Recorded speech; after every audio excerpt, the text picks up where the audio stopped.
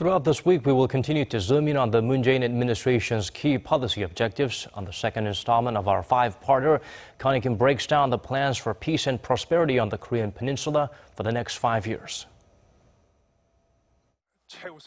In its 5-year blueprint released last week, the Moon administration set a clear goal of reaching an agreement on completely dismantling North Korea's nuclear program by 2020, under the vision of a peaceful and prosperous Korean Peninsula.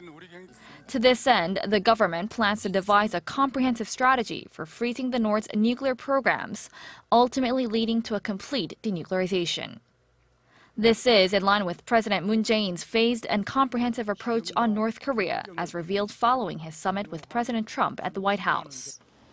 The first step will be deterring Pyongyang's provocations based on the Seoul-Washington alliance, expanding the Nuclear Weapons of Mass Destruction Response Center under the Joint Chiefs of Staffs to a nuclear WMD response operation headquarters. Seoul also wants to restart the long-stalled six-party denuclearization talks.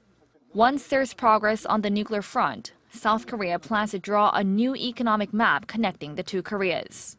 It's hoped the two sides can build joint industrial zones and traffic networks along the eastern and western coastal areas, as well as the DMZ. The plan could also foster economic cooperation with Russia and China.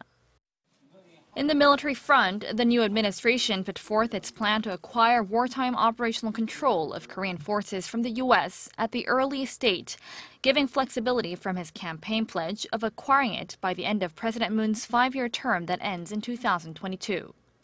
In effectively countering the North's nuclear and missile threat, Seoul expects to complete its three-pronged defense system by the early 2020s. It consists of the kill chain preemptive strike system, the Korean air and missile defense, and the Korea Massive Punishment and Retaliation Plan, a precondition of taking back wartime operational control from the U.S.